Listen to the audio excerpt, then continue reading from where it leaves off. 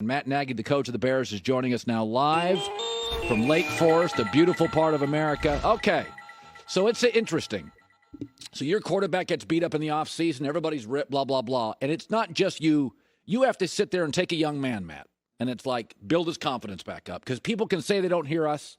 Everybody hears. If somebody was talking about me all the time in the city, I'd hear about it.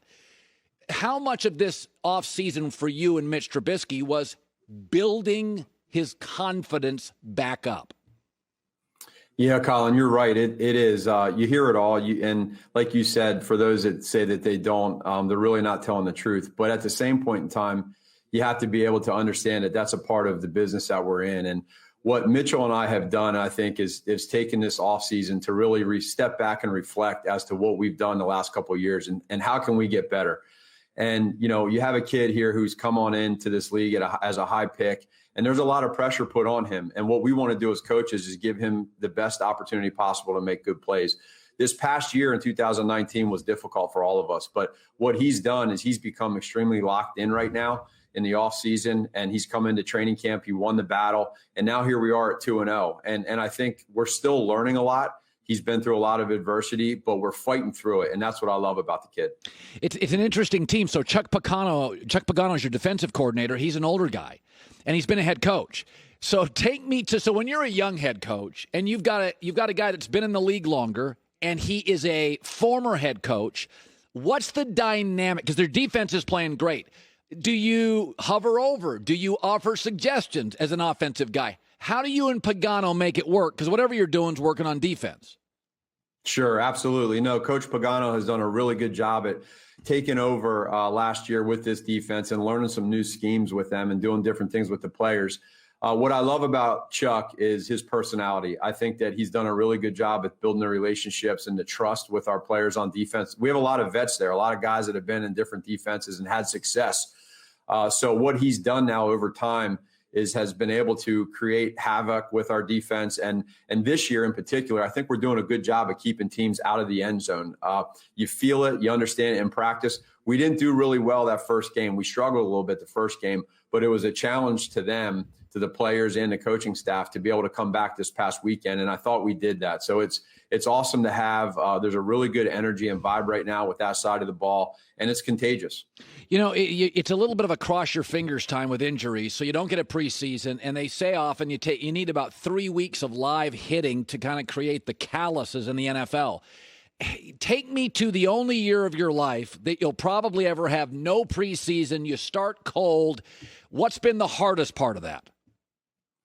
Well, probably the biggest thing is understanding that every single day is going to be different. We got to be able to adapt. And everybody says it, but do you actually do it? And then when you do adapt, is there complaining? Or, you know, because we talk about complaints kill culture. And we feel really strongly that our culture and our building right now, we've been able to build this thing ever since the end of last year. We've taken this thing to another level. I really believe that that's a big reason why we're 2-0 right now. Our last two games have come down to the final play of the game. There's been resiliency, there's been perseverance, and there's been togetherness and unity. And I love that about our team right now. So was it pretty? No, but every win counts in the NFL. We'll take it. I'm proud of our guys, and hopefully this is just the start. So I'm a believer in you got to have an identity. It's one of the things I've seen with Cam in New England in the first 2 weeks is they kind of know what they are, and that's probably that's why Belichick's a legend. They've been able to self-identify what they are. If I look at you, Matt, and I say offensively, what are you today? What can you put your finger on that you know you do well? I would say right now, as far as running the football, we've shown that the last 2 weeks. I'm proud of Coach Juan Castillo and what he's done coming in here and setting a mentality with these guys on offense, that offensive line in particular.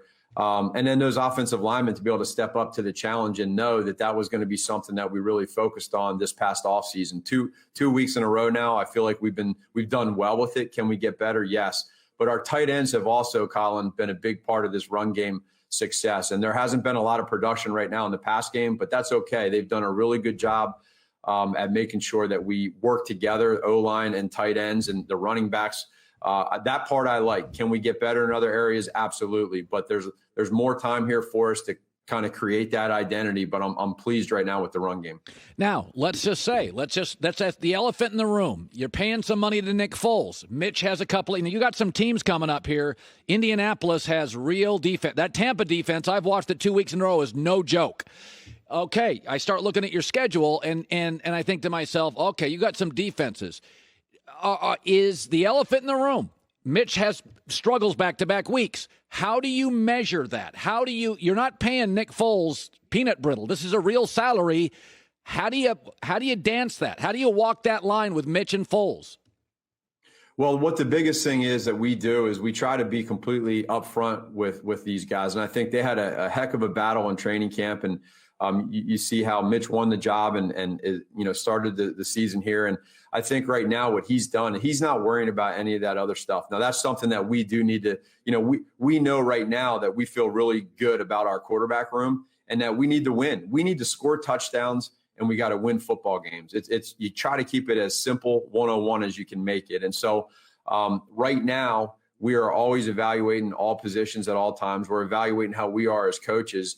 And I just think that, with where we're at offensively, I felt like the third and fourth quarter of this past game we just played against the New York Giants wasn't where we need to be. But I do like parts of our first two games where we've been. So we want to continue to grow. We want to be patient. But at the same time, there's got to be that urgency to score touchdowns on offense, protect the football, and then ultimately get wins. By the way, everybody thinks you coaches basically live in a room and watch film and you have no life and all you do all season is just drink coffee and watch film.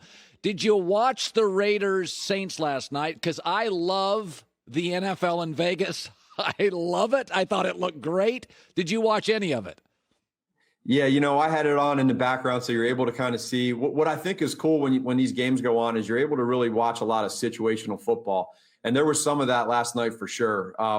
You could see that two really well-coached teams with a lot of great players on that field, and there was a lot of excitement. That decision at the end of the game to kick the field goal and put it a 2-score game was really big. And I just think right now there's been a lot of great games these first 2 weeks, and we want to keep that going. But yeah, we have it on in the background, but for the most part, you're in there and you're grinding away with your opponent for this week. Is there any advantage to not having crowds in the NFL? I mean, frankly, can you just hear easier? Well, you certainly can hear a lot easier. It was strange week one. I'll tell you, I don't know if I was quite prepared for how quiet it was. And I think every week it's going to be a little bit different based off of what the home team wants to do. But you had to create and manipulate your own crowd noise. And ours has come down to the last play of the game 2 weeks in a row. And we've had to get our guys jumping up on the sideline and being loud and screaming. And you can hear the different personnels that the opponent's doing, screaming from the sideline and the substitution. So there can be an advantage. I'd say it's probably more to the offense than the defense. But, hey, we're adapting. I think the players and coaches are doing a great job. And as well as the TV crews with making it sound like it's loud when you're actually there. Yeah, no, I thought the presentation so far aesthetically has been great around the league. You got the Bears logo behind him, Matt Nagy, third-year head coach, a coach of the year in the league 2 years ago. It's great having you on the show. Love having you, and we'll talk soon. Thanks, Colin. You're the best. I appreciate it. You bet. Hi, everybody. Thanks for watching. Subscribe here to get the latest from the show. Also, be sure to check out more of the best clips from The Herd or go watch a few segments from other shows on FS1.